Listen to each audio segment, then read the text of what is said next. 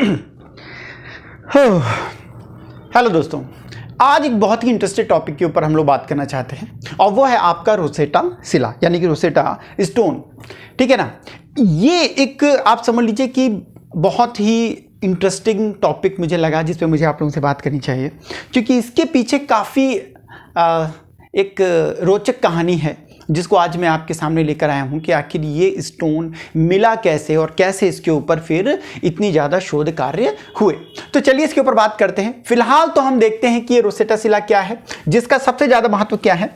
उसका महत्व ये है कि इसके ऊपर यानी कि ये एक शिला है, एक पत्थर है जो कि आपको मिस्र से प्राप्त हुआ था। ठीक है। और क्यों इसकी वैल्यू है? वैल्यू इसलिए है क्योंकि इसमें 3 लैंग्वेज प्राप्त हुई है। एक ही पत्थर के ऊपर आपको 3 लैंग्वेज प्राप्त हुई है। ये एक आदेश था। ठीक है, जैसे शासन आदेश होता है उस तरीके से एक आदेश था जिसको वहां के पुरोहितों ने पारित किया था। अभी मैं पूरी स्टोरी सुनाऊंगा। तो ये आदेश है, इस आदेश को 3 लैंग्वेज में लिखा गया।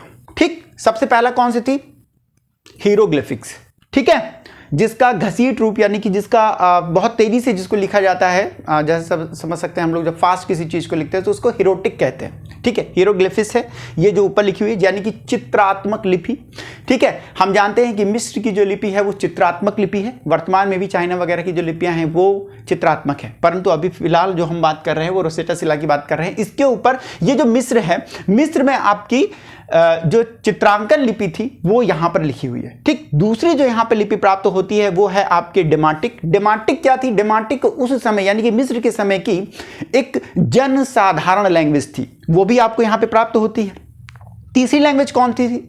तीसरी थी आपकी ग्रीक लैंग्वेज। ठीक, ग्रीक लैंग्वेज, डेमाटिक और हीरोग्लिफिक्स, ये जो थी ये आपकी लैंग्वेज तीनों इसके ऊपर प्राप्त हुई। ये जो आदेश है यानी कि एक ही आदेश को जब 3 भाषाओं में लिखा गया तो आप समझ लीजिए कि अगर किसी भी लैंग्वेज को पढ़ने के लिए, क्योंकि उस टाइम तक का जब ये प्राप्त हुआ था 1799 में, तब तक का आप समझ लीजिए कि जो भी मिस्र की लिपि थी उसको पढ़ना बड़ा ही असंभव था एक तरीके से। ठीक है, लोग उस पर पढ़ रहे थे, उसको अंदाजा लगा रहे थे कि ये क्या हो सकता है, लेकिन उतना अंदाजा नहीं लग पाया था। परंतु जब ये आपको लैंग्वेज प्राप्त होती हैं तीनों एक साथ, तो इसका मतलब यह है कि जो इसमें लिखा है वो इसमें लिखा है, वो इसमें लिखा है, तब इस लिपि को पढ़ने में थोड़ी आसानी होती है। ठीक है, तो आप समझ लीजिए कि इसका वैल्यू क्यों ज्यादा है, इसीलिए इसकी वैल्यू है। अभी वर्तमान में इसकी पोजीशन क्या है समझ लीजिएगा। जब ये प्राप्त होता है 1799 में प्राप्त होता है, मैं पूरी स्टोरी सुनाता हूं अभी आपको। ठीक है, तब ये जो है ब्रिटिश के हाथ चला जाता है बाद में, थोड़े दिन बाद, यानी कि ये जाता है ब्रिटिश के हाथों जाता है 1801 या 2 के लगभग। ठीक, तब ये उनके हाथ में जाता है। तब ये पहुंच जाता है कहां पर? आपका ब्रिटिश संग्रहालय लंदन। ये वर्तमान पोजीशन भी इसकी यहीं पे। हालांकि इजिप्ट ने अब इसको वापस मांगने के लिए एक गुहार चला रखी है कि इस पत्थर को हमें वापस किया जाए, ये हमारी धरोहर है। ठीक है, तो वर्तमान में कहां है? ब्रिटिश संग्रहालय लंदन में ये आपका सुरक्षित है। अब देखते हैं थोड़ा सा इसके बारे में कि इसकी और ज्यादा पोजीशनिंग को यदि हम समझें तो इसको समझते हैं। ये देखिए, अब यहां पे देखते हैं कि ये जो पत्थर है ना, एक तरीके से ग्रेनाइट का ही एक रूप है, कठोर पत्थर है ये एक। और किसका बना हुआ देखिएगा?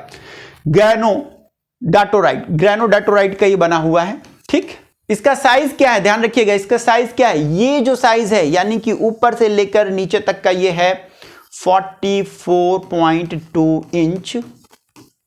ठीक है, और ये जो इसका है ये है आपका 29.8 इंच। ठीक है, और ये जो इसकी चौड़ाई है ये देख लीजिए क्या है? ये है 11.2 यानी 11.2 इंच। ठीक है, टोटल मिला के जो इसका वेट है वो है आपका 660 किलोग्राम। ठीक, तो इसको जानना बहुत इंपॉर्टेंट है। इसके अलावा जो मैंने अभी आपको बताया था कि इसके ऊपर क्या है, राइटिंग इसके ऊपर क्या है, लिखा क्या है इसके ऊपर? इसके 3 लैंग्वेज लिखी हुई है। कौन सी? Asian Egyptian हेरोग्लिफिक। ठीक है, दूसरी कौन सी है? डेमाटिक। और तीसरी कौन सी है? ग्रीक। ये 3 लैंग्वेज इसके ऊपर जो है लिखी गई हैं। तीसरा समझिएगा, कब मिला है? जुलाई 1799 में इसकी खोज हुई थी। कहां हुई थी समझ लीजिएगा? नील नदी जो है वहां पर, नील नदी के डेल्टा के किनारे। हालांकि देखिए अभी हम इसको बहुत सी जगह समझेंगे, इसकी स्टोरी बहुत ही प्यारी है। ठीक है, ये एक किले में मिला था ये पत्थर। ठीक है, अगर उसका रेनोवेशन ना हो रहा होता तो शायद उसके ऊपर किसी की नज़र ना पड़ती, और यदि उस पत्थर के ऊपर कहीं प्लास्टर या कुछ कर दिया होता तो शायद ये पत्थर कभी मिलता नहीं। ठीक, उसके ऊपर भी हम बात करेंगे। तो उसके अंदर ये प्राप्त हुआ था। अब देखिए इसकी खोज किसने की थी, देखिए पियरे फ्रांसिस बुचार्ड, फ्रांकोइस बुचार्ड, ठीक है, पियरे फ्रांकोइस बुचार्ड, इसने इसकी खोज की थी। कहाँ है, ब्रिटिश म्यूजियम लंदन में ये संग्रहित है फिलहाल। ठीक है, अब देखो फ्रैंकोइस, फ्रेंच, ये फ्रेंच था। अब ये मैं इसके विषय में और आपको बताऊंगा आगे चल के। ठीक है, तो ये है इसका डिस्क्रिप्शन टोटल, जो कि आपके लिए मोस्ट इंपॉर्टेंट है, इसको आपको याद करना है, याद करिए, ये काफी कुछ ये पूछा जाता है। ठीक है, चलिए भाई नेक्स्ट देखते हैं। नेक्स्ट स्लाइड कौन सी मैंने बना रखी है आपके लिए, ये देखिए। आप इससे एक बहुत अच्छा अंदाजा लगा सकते हैं कि यहां पे जो लैंग्वेज प्राप्त हुई है वो कौन सी है। हियरोग्लिफिक्स की आपको 14 लाइंस प्राप्त होती है। ये देखिए इसका सिंबल्स है, चित्रात्मक लिपि थी इसलिए यहां पे चित्र की तरीके से इसको बनाया गया है। दूसरा देखिए डिमेटिक, जिसकी आपको 32 लाइनें प्राप्त होती हैं। और देखिए डिमेटिक के लिए मैंने यहां लिख दिया कि 400 ईसा पूर्व जनसाधारण की ये वाली लैंग्वेज थी, जबकि ये लैंग्वेज जो थी ना थोड़ी हाई प्रोफाइल थी। ठीक है, यानी कि राजा महाराजा या जो पुरोहित वगैरह थे, जो घरानों के लोग थे, वो इसको बनाते थे, जैसे कि द बुक ऑफ डेथ। ठीक है, तो उसमें आपको इस तरीके की लैंग्वेज मिलेगी। तो ठीक, ये थोड़ी हाई प्रोफाइल यानी कि उच्च कोटि की हो गई। कहां, मिस्र में, ये दोनों ही मिस्र की लैंग्वेज है। ठीक है, और ये आपकी डिमेटिक होगी जनसाधारण, कौन सी, 400 ईसा पूर्व की ये आपको लिपि है। ठीक, और दूसरी जो है एशियंट ग्रीक लिपिक, जिसके 54 लाइंस आपको यहां पर प्राप्त होती हैं, जिसमें से सबसे ज्यादा लाइनें जो हैं आपकी वो डिमेटिक की प्राप्त होती हैं, और जिस सबसे कम लैंग्वेज जो है वो आपकी सबसे कम लाइनें जो हैं वो आपकी हियरोग्लिफिक्स की यहां पे प्राप्त होती हैं। देख रहे हैं किस तरीके से ये वाला पार्ट ज्यादा क्षतिग्रस्त हो गया, वाला भी क्षतिग्रस्त हो गया, परंतु ये वाला थोड़ा बहुत बच गया है। ठीक, तो ये है आपके लिए मेन, इसको आप जरूर याद करिए, इस तरीके के क्वेश्चन आपके में पूछे जाते हैं। ठीक है, नेक्स्ट देखते हैं इसी के आगे। अब जो मैं आपको स्टोरी सुनाना चाहता था, आप उस स्टोरी पे थोड़ा सा ध्यान दें। होता क्या है, नेपोलियन बोनापार्ट जो था उसने इजिप्ट को जीतने की एक मुहिम चलाई। वो मुहिम उसने कब चलाई थी जरा देखिएगा, वो उसकी मुहिम थी 1798 से लेकर सन 2000 निकल आता है वर्तमान सोल्यूशन, 1801 या 2 तक।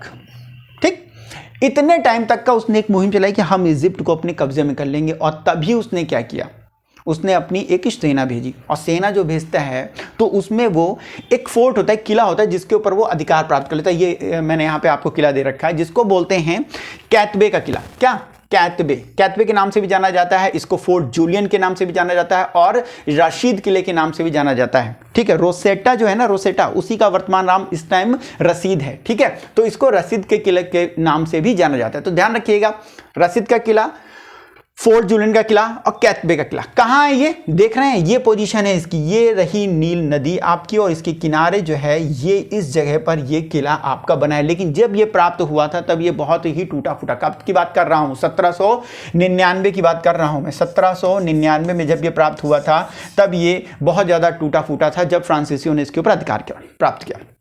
ठीक है, अब देख लो इसकी सिचुएशन समझ लेते हैं। जो कैतबे है, कैतबे ने सर्वप्रथम 1470 में इसकी स्थापना की। ठीक, उसके बाद इसका रेनोवेशन यानी कि नवीनीकरण जो था बाद में किया गया, 1516 में किया गया, और उसके बाद उसका नवीनीकरण जो हुआ वो आपका हुआ 1805 से लेकर 1848 के बीच में, बहुत बाद में। लेकिन फ्रांसीसियों ने भी 1899 के लगभग इसको, जब ये टूट फूट गया था, जब इस पर अधिकार प्राप्त कर ले, तो इसका मरम्मत का कार्य उन्होंने शुरू किया। ठीक, ध्यान रखिएगा। अब देखते हैं नेक्स्ट लाइन। मैंने आपको बताया कि किस तरीके से नेपोलियन बोनापार्ट ने यहां पर अपने एक बहुत अच्छे सहयोगी को भेजा था। देखिएगा वो सहयोगी का नाम मैं आपको बता देता हूं। हाँ, उससे पहले हम लोग थोड़ी सी जानकारी यहां पे और देख लेते हैं। एक्चुअली होता क्या है, इसकी कई सारी चीजें आपको पता होनी चाहिए, जैसे इसको बनवाया किसके समय में गया था। ठीक है, तो देखिएगा, एक टैलमिक राजवंश था मिस्र का, टैलमिक राजवंश। उस टैलमिक राजवंश में एक हुए टैलमे फिफ्थ। कौन, टैलमे फिफ्थ के समय में इसका निर्माण कार्य हुआ, यानी कि इस शिलालेख को लिखाया गया। ठीक है, यहां मैंने आपको हेलेनिस्टिक काल लिख दिया है कि हेलेनिस्टिक काल के दौरान तराशा गया इसको। ठीक, हेलेनिस्टिक काल इसलिए दे दिया यहां पे कि आप एक अंदाजा लगा सके मोटे तौर पे। जैसे कि अंदाजा लगाने के लिए आप समझ सकते हैं कि सिकंदर की मृत्यु, ठीक है, कब हुई थी? 323 ईसा पूर्व। ठीक है, 323 ईसा पूर्व से लेकर 50 ईसा पूर्व तक का जो समय है ना, वो आपका हेलेनिस्टिक युग के समय में पूछा जाता है। ठीक है, तो वो समय, जबकि हम देख रहे हैं कि पत्थर जो है, ये जो पत्थर है, ये कब तराशा गया देख लीजिए, 196 ईसा पूर्व। ठीक है, डेट भी दे रखी, 27 मार्च 196 ईसा पूर्व को इसको तराशा गया। किसके? टेलमी के समय में, टेलमी फिफ्थ। अच्छा, उसमें क्या होते थे, जो राजा होते थे tell me first, second, third, fourth, fifth, इस तरीके से फिफ्थ के समय में इसको तराशा गया। किसने तराशा, जरा समझ लीजिएगा, जो वहां के पुजारियों ने, यानी कि जो पुजारियों की जो परिषद थी, उन्होंने एक निर्णय लिया और उन्होंने निर्णय में कहा कि हम अपने राजाओं को क्या कहा जाता था इसमें फराहो, तो उन्होंने कहा कि हम अपने राजा के, जो हमारे राजा हैं, उनके सम्मान के लिए इस पत्थर का निर्माण करवाएंगे। क्यों करवाएंगे भाई, समझ लीजिएगा, इसलिए करवाएंगे कि जो राजा थे वो क्या थे? धर्मपरायण थे, यानी कि धर्म को आगे बढ़ाने वाले थे। ठीक है, बाहर आक्रमणकारियों से रक्षा करने वाले थे। ठीक है, इसके अलावा सुख समृद्धि, मंदिरों का निर्माण इस तरीके से करने वाले थे। इसलिए उन्होंने, यानी कि जो पुजारियों की परिषद थी, उन्होंने इस लेख को पारित किया कि अब हम लोग जो राजा हैं उनके जन्म उत्सव और उनकी मृत्यु पर मंदिरों में उपासना किया करेंगे, और इस तरीके के पत्थर, ये जो पत्थर हैं, इन पत्थरों को हम लगवाएंगे। कहाँ लगवाएंगे? मंदिरों में लगवाएंगे। देख लीजिए, जो पत्थर प्राप्त हो रहा है ना, वो इस तरीके से टूटा प्राप्त हुआ है, परंतु जो वास्तविक इसकी सिचुएशन रही होगी पहले, वो इस तरीके का रहा होगा। ये जो पत्थर था, रोसेटा शिला जो प्राप्त हुआ, इस तरीके के एक पत्थर नहीं थे, इस तरीके के कई सारे पत्थर, क्योंकि ये तो एक आदेश है तो कई जगह लगेंगे। ठीक है, तो इस तरीके के पत्थरों को कई जगह तराशा गया, जिसमें से आप देख रहे हैं ये टूटा हुआ जगह प्राप्त हुई है, परंतु वास्तव में ऐसा रहा होगा, ऐसा विद्वानों ने अंदाजा लगाया। क्यों? क्योंकि कहीं कहीं पर इतना ही प्राप्त हुआ है। ठीक है, तो उन्होंने अंदाजा लगाया कि ये पूरा इस तरीके का रहा होगा। देखिए, यहां पे भी उसकी एक सिचुएशन मैंने बना दी थी। अभी हमने राशिद किले की बात की, तो राशिद, ये रहा राशिद जगह। ठीक है, और राशिद से ही थोड़ी दूर पर यह है फोर्ट जूलिया किला। ठीक है, वही वाला किला। तो इसको यहां पे समझ लीजिएगा, इस किले का भी हमने आपको यहां पे ये रूप दिखाया था। ये देखिए, ये जो किला है ना, ये यही किला है, ये किला है। ठीक है, तो ये देखिए, तो ये पूरा जो एरिया है ना, ये मिस्र का ही एरिया है। इसको अब आपका राशिद, यानी कि पहले जो इसका नाम था, अब रसीद इसका नाम हो गया, रसीद का किला, रसीद का किला आप भी कह सकते हैं। ठीक है, और फोर्ट जूलियानो, यानी कि जूलियन का किला भी कह सकते हैं। ठीक है, कैतबे का किला भी कह सकते हैं। तो ये सारे किले जो ये है ना, यही सिचुएशन है। और अब मजेदार बात सुनिएगा, ये जो पत्थर है ना, जब जो पुजारियों की परिषद ने इसको जब लागू किया ना, तो आप समझ लीजिए कि इस पत्थर को उन्होंने कई जगह लगवाया, पूरे इजिप्ट में कई जगह लगवाया। हालांकि एकदम अच्छी सिचुएशन और बढ़िया जो है ना, जिसमें लिखावट बढ़िया है, वो यही है जिसमें 3 लैंग्वेज प्राप्त हो रही हैं, और अच्छी स्थिति में आपको यही प्राप्त होता है। और भी प्राप्त हो रहे हैं, लेकिन वो जो हैं वो भी टूटे फूटे हैं। तो उसी से अंदाजा लगाया गया कि ये इस तरीके के इतना बड़ा रहा होगा। अच्छा, इसको लगवाया कहाँ गया होगा, ध्यान रखिएगा, इसको लगवाया गया था मंदिर के अंदर कहीं। ठीक है, इसीलिए मैंने यहाँ पे आपको लिखा दिया है कि माना जाता है, ऐसा कहा जाता है कि इसे मूल रूप से एक मंदिर के अंदर लगवाया गया था, और कहते हैं संभवतः सैस में कहीं। मैंने सैस को सर्च करने की कोशिश किया नेट पे कि देखूँ मैं कहाँ पड़ता है, तो एक दिखा रहा था एक जगह की लगभग इधर के एरिया को कहीं दिखाता है, कहीं इधर दिखाता है। तो कहने का मतलब यही कहीं पास में ये प्राप्त हुआ होगा। अच्छा, एक चीज और समझ लीजिएगा, एक चीज मैंने आपको यहां पे बताया था कि इसका नवीनीकरण हुआ था। कैतबे ने तो बना दिया इसको 1470 में, इसके बाद नवीनीकरण हुआ, यानी कि इसका रेस्टोरेशन हुआ। ठीक, तो जब ये रेस्टोरेशन हो रहा है, दोबारा ये बनाया जा रहा है, तब क्या हो रहा है, जो इसके यानी कि जो किले की जो मोटी मोटी दीवारें थी, इन दीवारों को बनाने के लिए पत्थरों की आवश्यकता पड़ी। तो पत्थर जो यूज हो रहे हैं ना, वो कहां के यूज हो रहे हैं, वहीं इजिप्ट के आसपास के जो धार्मिक स्थलों को जो तोड़ा गया था, और उससे जो महत्वपूर्ण सामग्री प्राप्त हो रही है, जो पत्थर प्राप्त हो रहे हैं, उनको लगा दिया गया था। ठीक है, तो आप समझ लीजिए, ये जो आपका रोसेटा शिला है ना, ये यहां पे कहीं ऐसे करके इस पे लगी हुई प्राप्त हुई थी। ठीक है, नवीनीकरण में मतलब पत्थर मिला तो उसको लाया, चलो अच्छा यहीं लगा देते हैं, इतना बड़ा पत्थर है 3 फीट के लगभग, इसको यहीं लगा देते हैं। ठीक है, तो इसको यहां पे लगा दिया गया। मंदिर से, इसीलिए यहाँ पे पता चल रहा है ना, मैंने कहा था बड़ा इंटरेस्टिंग है। आप सोचिए कि इसको कैसे प्राप्त हुआ, सडनली उसकी एक स्टोरी भी है, वो अभी देखिए मैं आगे बताता हूँ। ठीक है, तो आप समझ गए ना कि मंदिर के भीतर कहीं ये पर लगा होगा, वहां से जब ये टूटा, उसके बाद जब इसका रेनोवेशन हुआ कैतबे के किले का, तब ये वहां पर आ गया पत्थर। ठीक है, अब क्या होता है दूसरा देखिए, अब जब नेपोलियन बोनापार्ट जो था, इसने मिस्र के ऊपर अधिकार करने की कोशिश किया, तब इसने एक बंदे को भेजा, उसका नाम क्या था, पियरो फ्रांकोइस बुचार्ड। इसने इसको भेजा, इसने कहा जाओ जरा देखो जो किला है उसकी मरम्मत का कार्य देखो। तो जब ये इस किले में आया और इसने इसका मरम्मत कार्य देखा, तो इसने एक पत्थर को देखा, तो इसको देखकर बड़ा सस्पेंस हुआ कि यार इसमें 3 लैंग्वेज लिखी हुई है, ये तो बड़ा इंपॉर्टेंट लग रहा है। इसने इसकी जो खबर थी वो आला अधिकारियों को ऊपर दी, उन्होंने कहा ठीक उस पत्थर को उठा लो। तो ये एक घटना है जिसके कारण ये आपको पत्थर प्राप्त होता है, कब, 1799 में। ठीक है, अब देख लीजिए कैसे, कहां से प्राप्त होता है। देखिए नील जो नदी है उसके डेल्टा से, कहां से, रसीद यानी कि रसेटा शहर के पास फोर्ट जूलियन के निर्माण में निर्माण सामग्री के रूप में इसका प्रयोग किया गया था। ठीक है, समझ रहे ना कि वो जो किला है ना उसमें निर्माण सामग्री के रूप में इसका प्रयोग किया गया था। वहीं पे जब ये जाते हैं बुचार्ड जी, तब इनको ये पत्थर प्राप्त होता है और फिर वहां से ये इसको लेके आते हैं। ठीक है, तो बड़ा ही इंटरेस्टिंग है ये कि जिस चीज को हम लोग इतना ज्यादा और डिटेल से देखना चाहते हैं, समझना चाहते हैं, उसकी खोज कितनी सस्पेंसिव रही। ठीक है, और देख लेते हैं आगे। अभी होता क्या है, ये लंदन कैसे पहुंचता है, ब्रिटेन कैसे पहुंचता है, तो उसको देख लीजिएगा। ये ब्रिटेन ऐसे पहुंचता है कि जब हम बात कर रहे हैं सन 1801 के लगभग की, तब क्या होता है, जो अंग्रेज है ना, अंग्रेज वो फ्रांसीसियों को हरा देते हैं। कब हरा देते हैं, और अलेक्जेंड्रिया में एक शर्त, एक संधि होती है, आप समझ लीजिए अलेक्जेंड्रिया में एक संधि होती है। उस संधि के तहत ये जो पत्थर होता है ना, ये इनको सौंपा जाता है, काफी सामान सौंपा जाता है, इसमें से ये भी एक सामान होता है, और उसके बाद ये पहुंच जाता है आपका लंदन। तब से लेके अब तक लगातार ये ब्रिटिश संग्रहालय लंदन में ही आपका सुरक्षित है।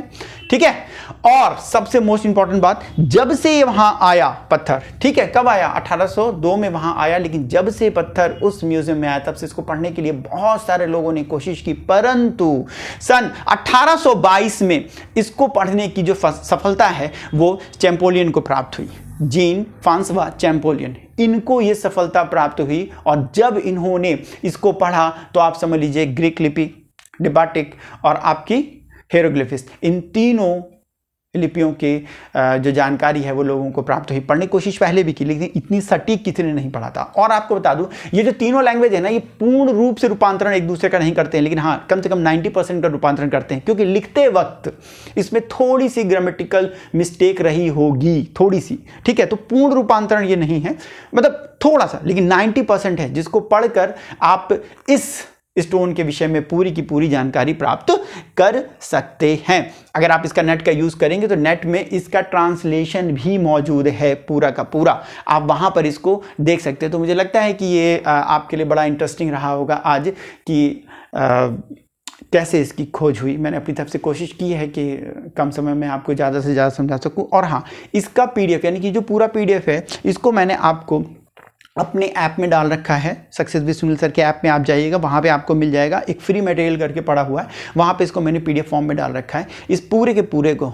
ठीक है, आप वहाँ पे जाकर इसको देख सकते हैं अच्छी तरीके से। और यदि कहीं पर कुछ भी आपको लगता हो कि कुछ समझ में नहीं आया और आपको लगता है कि इसके ऊपर मैं कुछ और या दोबारा इस वीडियो को और डिटेल के साथ बनाऊँ, तो आप एक बार कमेंट करने की कोशिश करिएगा और फिर से हम लोग देखते हैं। ठीक है, चलिए, उम्मीद है कि आपको अच्छा लगा होगा। Bye bye.